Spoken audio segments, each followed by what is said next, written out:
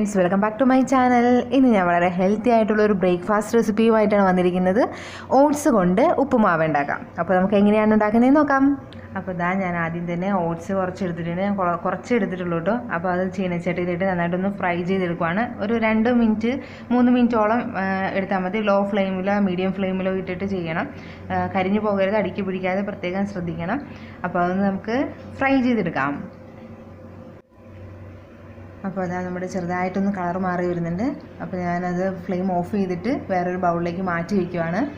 Flame ഇട്ടിട്ട് നിങ്ങളിത് മാറ്റാൻ നിൽക്കരുത് കേട്ടോ. അപ്പം ബാക്കിയുള്ള റെസ്റ്റുള്ളത് അടുക്കി പിടിക്കാൻ ചാൻസ് ഉണ്ട്. അപ്പോൾ നമ്മൾ ബൗളിലേക്കൊക്കെ മാറ്റി വെച്ചു. ഇനി ചട്ടിയിലേക്ക് ഞാൻ കുറച്ച് എണ്ണ ഒഴിച്ച് കൊടുക്കുന്നുണ്ട്.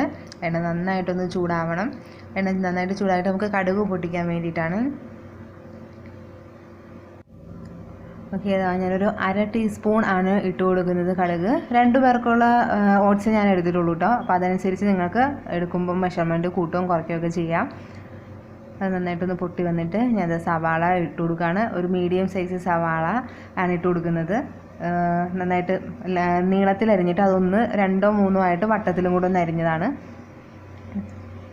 അത് നന്നായിട്ട് ഇനി ഒന്ന് വാടി വരണം. ഒരു നുള്ള് ഒരു ഉപ്പും കൂടി ഇട്ട് കൊടുത്തു കഴിഞ്ഞാൽ അത് പെട്ടെന്ന് വാടി കിട്ടും.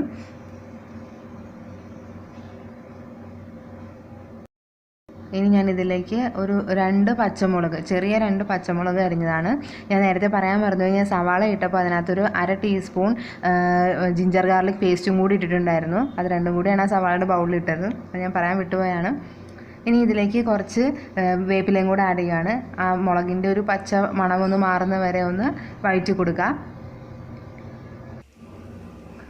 അപ്പോൾ ആ പച്ച മണമൊക്കെ മാറിയിട്ടുണ്ട്. ഞാൻ അതിലേക്ക് കുറച്ച് ഗ്രീൻ പീസ് ഇട്ട് കൊടുക്കുകയാണ്. ഈ ഗ്രീൻ പീസ് എന്ന് പറഞ്ഞാൽ ഞാൻ കുറച്ച് തലേ ദിവസം ഒന്നും വെള്ളത്തിൽ ഇടാതെ അന്ന് തന്നെ കഴുകി കുക്കറിലിട്ടിട്ട് കുറച്ച് വെള്ളം കൂടെ ഒരുമിച്ച് ഒഴിച്ച് കുക്കറിലിട്ടിട്ട് ഒരു 6 വിസിൽ കേട്ടതാണ്.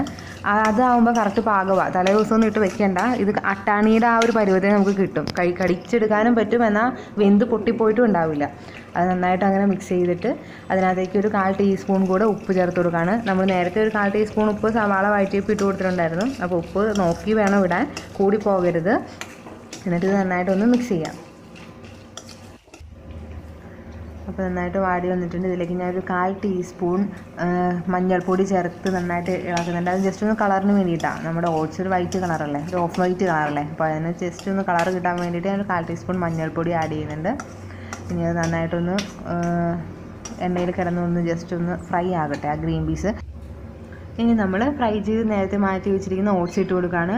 ഓട്സ് ഇട്ട് നന്നായിട്ടൊന്ന് ആ ഒരു ഗ്രേവി മിക്സ് ആകാൻ വേണ്ടിയിട്ടൊന്ന് ജസ്റ്റ് ഇളക്കി കൊടുക്കുക. നിങ്ങൾക്ക് വേണമെങ്കിൽ ഗ്രീൻ പീസ് ഇടുന്ന സമയത്ത് ക്യാരറ്റും കൂടെ വേവിച്ചിട്ട് ഇടാം കേട്ടോ. അപ്പോൾ കുറച്ചും കൂടെ കളർഫുള്ളായിരിക്കും. എൻ്റെ അടുത്ത് ക്യാരറ്റ് ഇരിപ്പില്ല, അതാണ് ഞാനത് ഇടാഞ്ഞ്.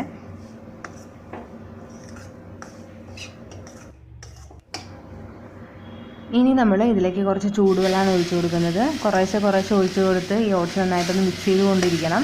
അല്ലെങ്കിൽ ഒറ്റയടിക്ക് ഒഴിച്ച് കൊടുത്തു കഴിഞ്ഞാൽ അതൊരു ബോൾ പോലെ കട്ടായി വരും ഓട്സ്. അതുകൊണ്ട് കുറച്ചായിട്ട് എടുക്കുന്നത്.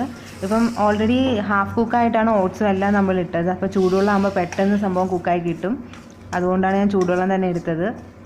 പച്ചവെള്ളമാണെങ്കിൽ ഈ സവാളയൊക്കെ വഴറ്റി കഴിയുന്ന സമയത്ത് വെള്ളം ഒഴിച്ച് തിളപ്പിച്ചിട്ട് പിന്നെ ഓട്സ് ഇട്ട് കൊടുക്കണം. അങ്ങനെയും ചെയ്യാം. ഇപ്പോൾ കുറച്ചും കൂടെ എനിക്ക് ഈസി ആയിട്ട് ഉണ്ടാക്കാൻ പറ്റുന്ന ഇതാണെന്ന് തോന്നി. അല്ലെങ്കിൽ വെള്ളം കൂടിപ്പോയി കഴിഞ്ഞാൽ നമ്മുടെ ഓട്സ് ഉപ്പുമാവിൻ്റെ പരുവമൊക്കെ കൊളായി വരും. അപ്പോൾ അത് കാരണം ഞാൻ ഇങ്ങനെയാണ് ചെയ്തത്, കുറച്ചും കൂടെ സേഫ്റ്റിക്ക്.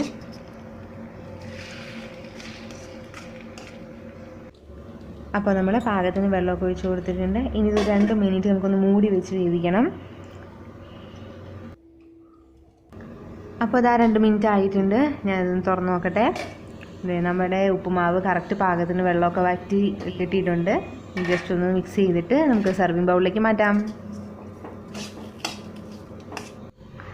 അപ്പോൾ ഇതാ നമ്മുടെ ഓട്സ് ഉപ്പുമാവ് റെഡി ആയിട്ടുണ്ട്. വളരെ ഹെൽത്തി ആയിട്ടുള്ളൊരു ഡിഷാണിത്. ഡയബറ്റിക് പേഷ്യൻസിനൊക്കെ ബ്രേക്ക്ഫാസ്റ്റ് ആയിട്ട് കൊടുക്കാൻ നമ്പർ 1 ചോയ്സാണ്. കുട്ടികൾക്കും ഒക്കെ ഇഷ്ടപ്പെടും. അപ്പോൾ എല്ലാവരും ഇത് വീട്ടിലുണ്ടാക്കി നോക്കുക. നിങ്ങൾക്ക് ഈ വീഡിയോ ഇഷ്ടമായെങ്കിൽ ലൈക്ക് ചെയ്യുക, ഷെയർ ചെയ്യുക, സബ്സ്ക്രൈബ് ചെയ്യുക. സബ്സ്ക്രൈബ് ചെയ്യുമ്പോൾ അതിനടുത്തുള്ള ഒരു ബെല്ലൈക്കൺ കൂടെ ക്ലിക്ക് ചെയ്യണം. അതിൽ ഓൾ എന്നുള്ള ഓപ്ഷൻ കൊടുത്തു കഴിഞ്ഞാൽ എല്ലാ വീഡിയോസും നിങ്ങൾക്ക് മിസ്സാകാതെ കാണാൻ പറ്റും. അപ്പോൾ അടുത്ത റെസിപ്പിയുമായി കാണുന്നത് വരെ ബൈ.